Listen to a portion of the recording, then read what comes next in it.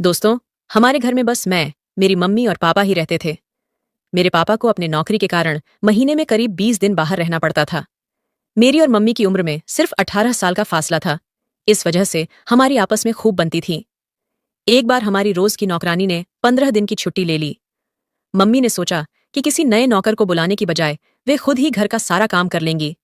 पहले दिन शाम के वक्त मम्मी ने झाड़ू निकाली। उन्होंने अपनी साड़ी का आंचल अच्छे से बांध रखा था।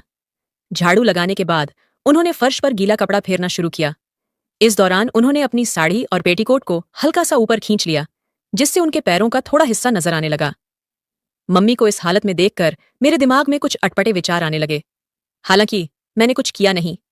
अब तो मम्मी हर दिन ऐसे ही कपड़े ठीक करके झाड़ू पोंछा करने लगी थीं। एक दिन जब मम्मी फिर से वैसे ही काम कर रही थीं, तो मुझसे रहा नहीं गया। मैंने कहा, मम्मी, आप ऐसे कपड़ों में ये काम मत करो। मम्मी ने मेरी ओर देखा और बोली, क्या हो गया बेटू? मैंने कहा, मम्मी, मुझे ठीक नहीं लगता। मम्मी ने पूछा, क्यों? क्या परेशानी हो रही है तुझे? मैंने हौसला जुटाकर कहा, मम्मी, आपको इस तरह देखकर मुझे कुछ अजीब सा लगता है। मन में कुछ अलग सा चलता है। मम्मी हल्के से हंसी और बोली, कैसा अजीब? क्या महसूस हो रहा है तुझे? मैंने कहा, बस दिमाग में कुछ उल्टे पुल्टे ख्याल आते हैं। तभी मम्मी उठ खड़ी हुई और बोली, अच्छा, तो तुझे वो चाहिए? अगर चाहिए तो बोल दे, मैं ले आऊं। मैंने हैरत से मम्मी को देखा और कहा, मम्मी, सच में कह रही हो? मम्मी ने मुस्कान के साथ कहा, हाँ, क्यों नहीं। जब तू छोटा था तब तो मैं ऐसा हमेशा करती थी। फिर मम्मी मेरे पास सोफे पर बैठ गईं और बोली, आ, मेरी गोद में सिर रख ले। मैंने मम्मी की गोद में सिर टिकाया और लेट गया। मम्मी ने धीरे से पूछा, अच्छा लग रहा है ना? मैंने सिर्फ सिर हिलाकर हाँ में जवाब दिया। मम्मी ने प्यार से कहा, तो जितना मन हो उतना रह। मुझे भी अच्छा लग रहा है। कितने सालों बाद कोई मेरे इतने नजदीक आया है। फिर मम्मी ने पीठ सोफे से टिकाई और आंखें मूंद लीं। थोड़ी देर बाद मैंने पूछा, मम्मी, आपको अच्छा लग रहा है ना? मम्मी ने मेरे सिर पर हाथ फेरते हुए कहा, अरे, कितना अच्छा लग रहा है, मैं क्या बताऊं। फिर मम्मी उठी, मेरा हाथ थामा और बोली, चल अपने कमरे में चलते हैं। हम कमरे में पहुंचे। मम्मी बिस्तर पर लेट गईं और बोली, आ, मेरे पास आ जा। मैं मम्मी के पास गया और बोला, मम्मी, हम कब ऐसे बात करते थे? ऐसा तो मैंने सिर्फ फिल्मों में देखा है। मम्मी ने मुझे अपने पास लेटने का इशारा किया। मैं उनके बगल में लेट गया। फिर वो मेरी तरफ पलटी और मुझे अपनी ओर खींचते हुए बोली, बेटू, अब अच्छा लग रहा है ना? मैंने मम्मी की ओर देखते हुए कहा, आप ऐसा क्यों पूछ रही हो? मेरे लिए तो यह जिंदगी का पहला ऐसा पल है। मुझे तो भरोसा ही नहीं हो रहा कि ये इतना अच्छा हो सकता है। और आपको? मम्मी ने मेरे गाल पर हाथ रखते हुए कहा, कई सालों बाद आज मुझे सुकून मिला है। तूने जो कहा उससे मुझे बहुत खुशी हुई। जैसे किसी ने मुझे झरने के नीचे नहलाकर तरोताजा कर दिया हो। क्या तू मेरे साथ हमेशा ऐसा ही रहेगा? मैंने कहा, आपकी खुशी के लिए मैं सब कुछ करूंगा। मम्मी ने मुझे बार बार गले लगाया और बोली, मेरा बेटू कितना अच्छा है। अब हम हमेशा ऐसे ही रहेंगे। फिर मैंने मम्मी से कहा, अगर आप नाराज ना हो तो एक सवाल पूछूं? मम्मी बोली, नाराज क्यों होंगी? पूछ, मेरा लाडला। मैंने पूछा, मम्मी, क्या पापा आपके साथ नहीं रहते? आप दोनों की बातचीत नहीं होती क्या? मम्मी ने एक लंबी सांस ली और बोली, पिछले कुछ सालों से हमारी बात बहुत कम होती है। 4-5 महीने में कभी मिलते हैं, और जब मिलते हैं तो वो जल्दी सो जाते हैं। मैंने मम्मी की गोद में चेहरा छिपा लिया और चुप हो गया। मम्मी ने कहा, क्या तू यूं ही बोल रहा है? मैंने कहा, नहीं, मैं सच में जानना चाहता था कि क्या उन्हें अच्छा लगता है। मम्मी मेरे सामने आई और मेरे गाल पर हल्का सा थप्पड़ मारते हुए बोली, हाँ, किसे अच्छा नहीं लगेगा? तूने तो अभी देखा ना। फिर मम्मी ने कहा, चल फिर कभी करेंगे। अभी बहुत काम पड़ा है, मुझे उठना होगा। खाना भी तैयार करना है। ये कहकर मम्मी उठकर चली गईं। तभी मैंने पूछा, मम्मी, क्या आप आज फिर से आएंगी? मम्मी बोली, हाँ रे मेरा बच्चा, आज ही, और बड़े मजे से। फिर मम्मी हॉल में गईं, कपड़े ठीक किए और खाना बनाने की तैयारी शुरू कर दी। मैं भी पीछे पीछे गया और अपनी कमीज पहन ली। जब मम्मी ने खाना बना लिया तो हम दोनों ने मिलकर खाया। खाने के बाद मम्मी ने सब कुछ साफ कर दिया। फिर मैंने कहा, मम्मी, आपने कहा था ना कि बात करेंगे। मम्मी ने मेरे कंधे पर हाथ रखते हुए कहा, हाँ रे बेटू, चल कमरे में। हम दोनों कमरे में गए। मम्मी हंसते हुए बोली, बड़ा समझदार हो गया है मेरा बेटू। मैंने जवाब दिया, मैंने पहले ही कहा था, अब आपने देख लिया ना। फिर मम्मी मेरे पास आई और बोली, जरा रुक जा। वो थोड़ा दूर जाकर खड़ी हो गई और बोली, मैंने तुझे पहले ही बता दिया था, तू मेरे पास नहीं आएगा। मैंने सिर हिलाकर सहमति जताई। अब मैं मम्मी को देख रहा था। तभी मम्मी ने फिर कहा, मैंने तुझे क्या कहा था बेटू? मेरे कहे बिना पास मत आना। मैं वहीं खड़ा रहा। फिर मम्मी ने मेरी ओर पीठ कर ली और बोली, सुन ले, फिर से कह रही हूं, मेरे कहे बिना पास मत आना। ये कहकर मम्मी खामोश हो गईं। मैं चुपचाप मम्मी को देखता रहा। थोड़ी देर की शांति के बाद मम्मी ने अपने हाथ से इशारा किया और बोली, अब आ मेरे पास। मैं मम्मी के पास चला गया। फिर मम्मी धीरे धीरे ड्रेसिंग टेबल के शीशे के सामने जाकर खड़ी हो गईं। मैंने मम्मी से कहा, मम्मी अपने हाथ बगल में करो। मम्मी बोली, क्यों, क्या तकलीफ है? मैं हैरानी से देखने लगा। फिर मैंने मम्मी को अपनी तरफ मोड़ा। तब मम्मी ने मेरा हाथ पकड़ा और बिस्तर के पास ले गईं। मैंने मम्मी से कहा, मम्मी अब सीधे खड़ी हो जाओ और हाँ, अब आंखें खोलकर मेरी ओर देखो। मम्मी ने आंखें खोल दी। फिर मम्मी ने अपने हाथ कमर पर रखे और प्यार भरी नजरों से मुझे देखा। मैं कुछ देर तक उन्हें देखता रहा। फिर मम्मी शर्माते हुए बोली, तेरे पापा ने भी मुझे कभी इस तरह नहीं देखा, पर तूने अब देख लिया ना। फिर मम्मी बोली, अब लेट जा। थोड़ी देर बाद मम्मी ने कहा, अरे तूने मुझे कितनी तेजी से पकड़ा था। मैंने फौरन मम्मी से माफी मांगी। मम्मी ने प्यार से कहा, कोई बात नहीं, गुस्सा आने पर ऐसा हो जाता है। मैंने हाँ कहा। फिर मम्मी बोली, अब मैं थक गई हूं, मुझे सोने दे। मैंने मम्मी से पूछा, मम्मी क्या मैं आज आपके पास सो सकता हूं? पापा आ गए तो फिर ऐसा मौका नहीं मिलेगा। मम्मी हंसकर बोली, अरे इसमें पूछने की क्या बात है, यहीं सो जा, मुझे भी मजा आएगा। और जब पापा आ जाए, अगर तू चाहे तो हम कोई बहाना बनाकर दूसरी जगह चले जाएंगे। मैं सब देख लूंगी। मैंने फिर पूछा, तो मैं ऐसे ही सो जाऊं? मम्मी मुस्कुराई और बोली, तू तो बड़ा शैतान है, मेरी गोद में सो, बहुत अच्छी नींद आएगी। मैंने फिर से पूछा, सच में? मम्मी ने मुझे पास खींचकर कहा, हाँ, कभी कभी तेरे पापा भी ऐसा चाहते हैं तो उन्हें भी यही कहती हूं।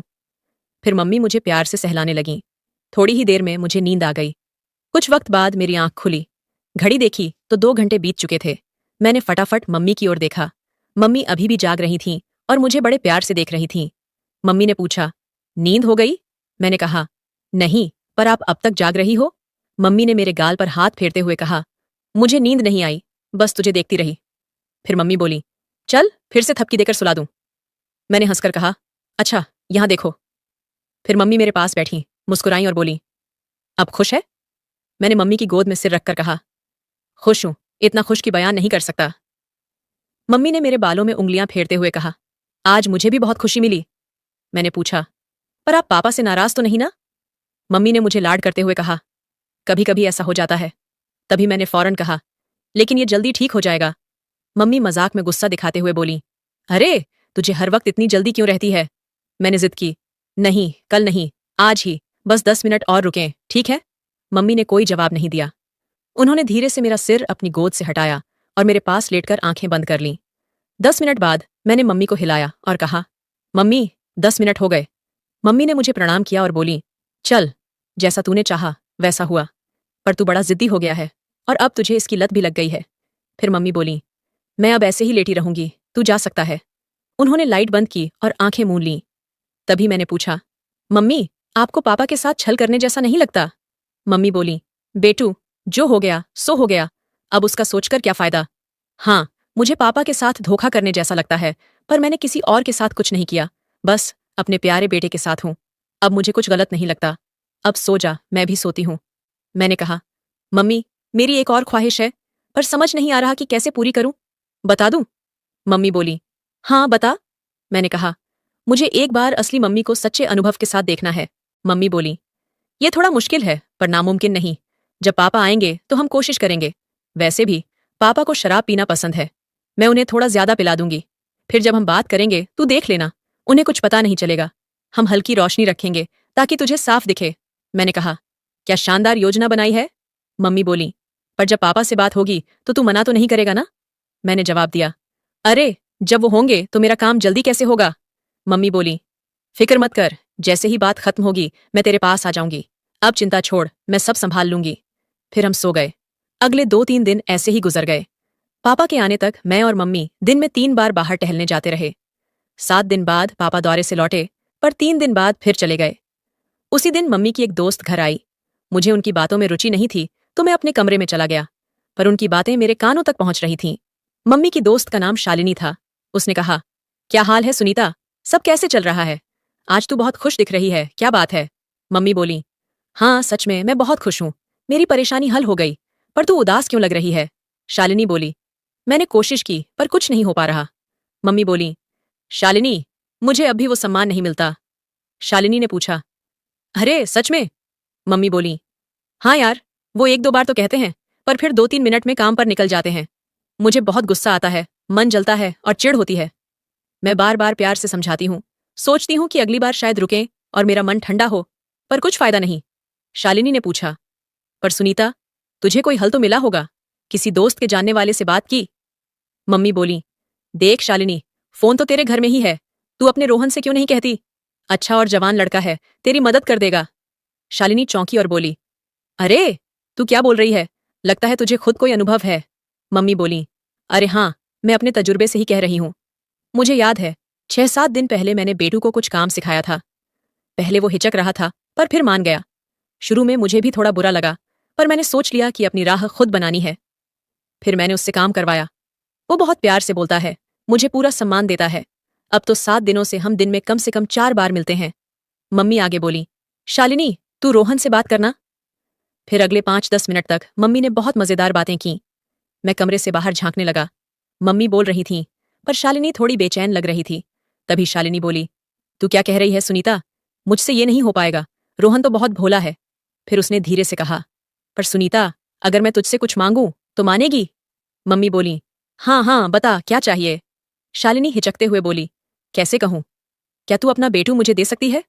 वो मेरा बेटा तो नहीं है, मुझे अपनी झिझक तोड़नी है ना। मम्मी सोच में पड़ गई और बोली, रोहन की चिंता मत कर, पहले मैं बेटू से पूछती हूँ, वो मना नहीं करेगा, उसे भी आदत हो गई है। शालिनी बोली, अरे सोचते ही मेरा दिल जोर से धड़क रहा है, क्या अभी पूछ ले?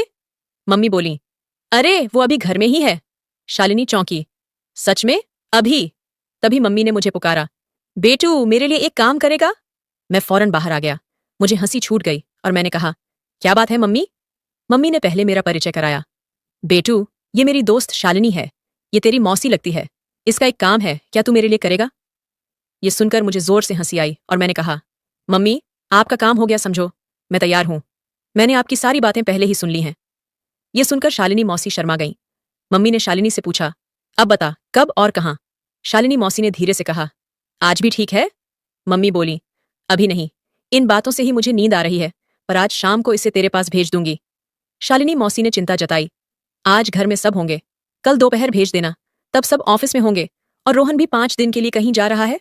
मम्मी ने हाँ कह दी, पर शालिनी मौसी फिर भी जाने को तैयार नहीं थी। आखिर में मम्मी बोली, शालिनी अब चल भी, कल बेटू तेरे पास आ जाएगा। फिर मौसी चली गईं। उनके जाते ही मम्मी ने मुझे चिढ़ाया, बेटू, मौसी से मिलने के बाद मुझे तो नहीं भूल जाएगा? मैं मम्मी के पास गया और बोला, आपको भूलना कैसे मुमकिन है? आप मेरी सबसे प्यारी हो। मम्मी ने पूछा, चाय पिएगा? मैंने हाँ कहा तो मम्मी चाय बनाने चली गईं। चाय लेकर आईं। चाय पीते हुए मैंने पूछा, मम्मी, शालिनी मौसी आपसे बड़ी है ना? उनके बाल सफेद हो रहे हैं। मम्मी बोली, ज्यादा नहीं, बस 1-1.5 साल बड़ी होंगी। मैंने कहा, कल उनसे मिलने जाऊंगा तो वो उम्र दराज लगेंगी। मम्मी बोली, उम्र ज्यादा हो तो क्या, उन्होंने खुद को अच्छे से रखा है। तूने हाँ कर दी है तो जा और देख ले, अगर पसंद न आए तो दोबारा मत जाना। हम बात कर रहे थे कि मम्मी का फोन बजा। मम्मी ने फोन उठाया और बोली, बोल शालिनी। शालिनी मौसी थोड़ा रुक कर बोली, बेटू अभी आ सकता है क्या? मम्मी बोली, रुक, अभी पूछती हूँ। मम्मी ने स्पीकर ढककर मुझसे पूछा, अरे शालिनी मौसी पूछ रही है, क्या अभी जा सकता है? अभी तो हमने बात की थी, पर उसने फिर पूछा। मैंने मुस्कुराकर कहा, मुझे कोई परेशानी नहीं, पर अंकल और रोहन? उसने कहा, अंकल अचानक दौरे पर गए हैं और रोहन ने बताया कि वो आज दोस्त के घर रुकेगा, आज उनका आना मुश्किल है। मैंने कहा, ठीक है मम्मी, उसे कह दो, मैं 20 मिनट में पहुंच रहा हूं। मम्मी ने फोन कान से लगाकर कहा, उससे कोई दिक्कत नहीं, मैं अभी भेजती हूं, वो 20 मिनट में पहुंच जाएगा, तू तैयार रहना और हाँ, शुभकामनाएं। मैंने जल्दी से चाय खत्म की, फ्रेश हुआ, कपड़े बदले और निकल गया। मैं मौसी के घर 15 मिनट में पहुंच गया। बाइक पार्क करते वक्त देखा कि मौसी बालकनी में खड़ी थीं। लिफ्ट से ऊपर गया। मौसी ने दरवाजा पहले ही खोल रखा था। वो हॉल में सोफे पर बैठी थीं। उन्होंने डीली कॉटन की कुर्ती और पायजामा पहना था। वो कुछ खास नहीं लग रही थीं। मैं मौसी के पास गया। मौसी बोली, अरे दरवाजा तो बंद कर दे। मैंने दरवाजा बंद किया और कहा, बोलो तैयार हो ना? मौसी शर्माते हुए बोली, इसीलिए तो बुलाया। फिर उन्होंने मेरा हाथ पकड़ा और पास खींच लिया। नजरें हटाते हुए बोली, तो तू और सुनीता सच में? मैं हंसते हुए बोला, आपको सब बताते वक्त मम्मी को जरूरत लगी, इसलिए मुझे बुलाया और आपके जाते ही फिर बुला लिया। मौसी बोली, तो अब हम? मैंने कहा, मैं आपकी सारी बातें सुन रहा था, अब देर मत करो, मुझे लौटना भी है। फिर 30 मिनट बाद शालिनी मौसी बोली, आज के लिए बहुत बहुत धन्यवाद बेटू। फिर आएगा ना? अगर नहीं आया तो याद रख, मैं आ जाऊंगी। मैंने कहा, मौसी, मुझे अब जाना होगा, मम्मी इंतजार कर रही होंगी। मौसी मुस्कुराई और बोली, ठीक है, पर कल जरूर आना, नहीं तो तुझे याद करूंगी। मैं तैयार होकर घर निकल गया। मम्मी ने दरवाजा खोला और पूछा, बेटू क्या हुआ, उसका काम हो गया? मैंने मुस्कुराकर कहा, हाँ मम्मी। मम्मी ने आंखें बड़ी करके कहा, अरे ये कौन से अजीब लफ्ज बोल रहा है? मैं हंसते हुए बोला, मौसी ने सिखाए, मुझे तो अच्छे लगे। मम्मी बोली, बड़ा भाग्यशाली है तू, पर एक बात सुन ले, मेरी माननी पड़ेगी। तो दोस्तों, ये थी हमारी आज की छोटी कहानी। आपको ये कैसी लगी कमेंट में जरूर बताएं। अगर पसंद आई तो लाइक करें और दोस्तों के साथ शेयर करें। ऐसी ही मजेदार कहानियों के लिए हमारे चैनल को सब्सक्राइब करें और बेल आइकन दबाएं ताकि कोई कहानी मिस न हो। धन्यवाद।